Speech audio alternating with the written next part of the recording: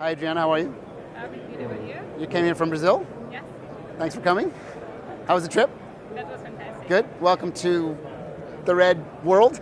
This is our big red tent behind me, and we have all kinds of interesting things we're showing here. We have our Epic camera, which is working on all kinds of big movies all around the world. You've probably heard of The Hobbit shooting on Epic cameras, and Ridley Scott's new movie shooting on Epic cameras. There's all kinds of interesting things going on.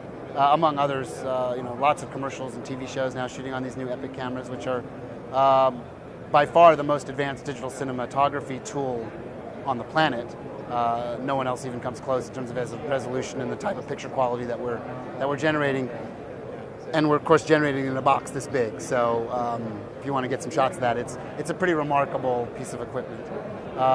We're showing lots of other interesting things in our tent here at NAB. We have 3D theater here. We have a 4K theater here. We're showing some clips from the new Pirates of the Caribbean 4, which was shot with red cameras in 3D.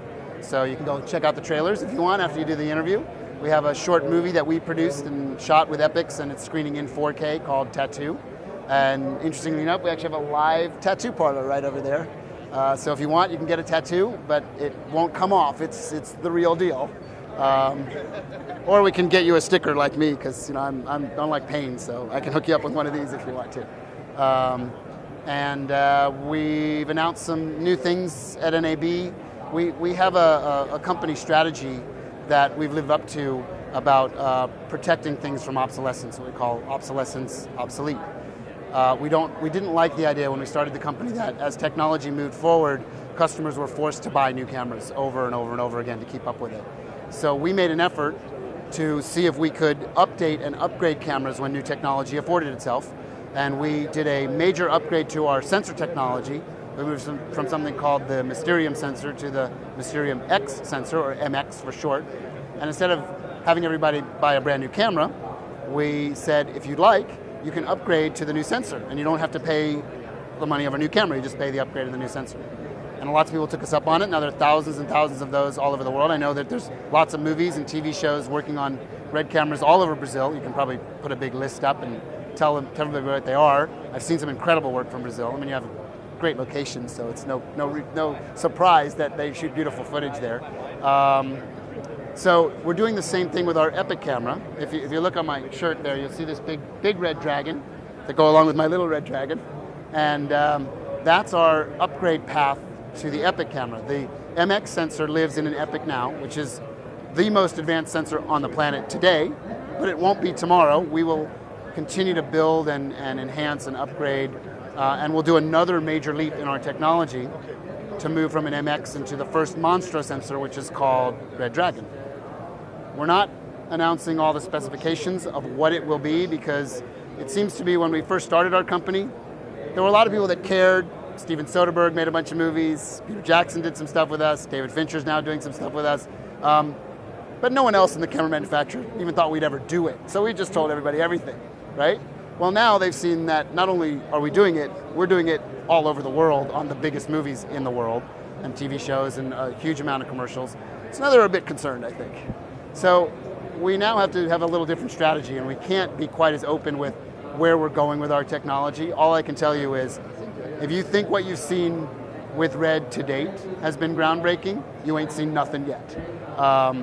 It's remarkable.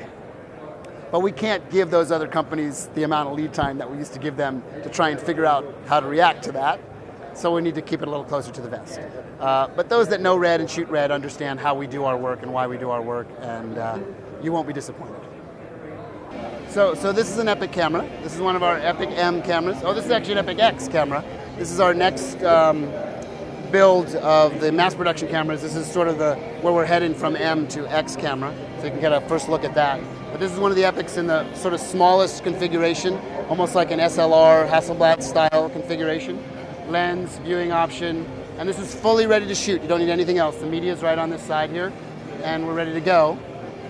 On over here, there's a configuration more in a sort of a studio style configuration, where we build up the camera more for different styles of production use. But both of the cameras shoot the same image quality, exactly the same. It's just you can build it up or shrink it down as you need. And that buzzing you're hearing behind me is some of the activity that we're shooting. And if you look up here, you can see the menu of the Red and the Epic and some of the quality. And that's just the HD video assist, right? The actual camera is shooting way beyond this resolution. This is the resolution that everybody else shoots as their mastering resolution. This is our offline.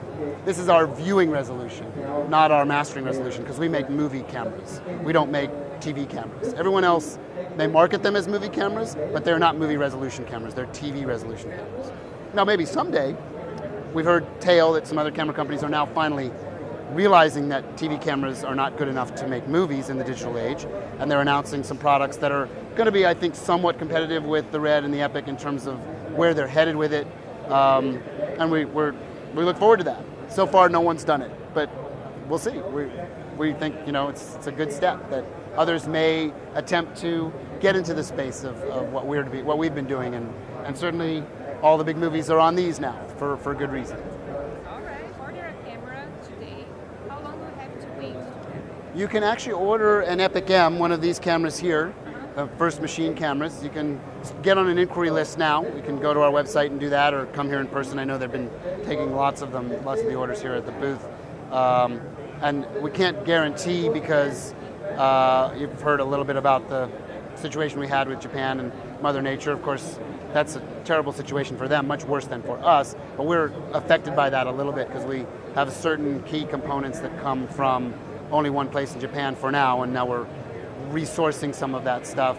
But we have enough parts to build a certain amount of these cameras, and then we're going to have a little gap until we can get back into production again. Hopefully it won't be very long. We've got a lot of very smart people working on it. But you can at least get on an inquiry list to have an Epic M, which is upgradable to the Red Dragon sensor and all of this stuff. And there's, we're shipping them as we speak. So all we have to do now is wait for the new release, right? Absolutely.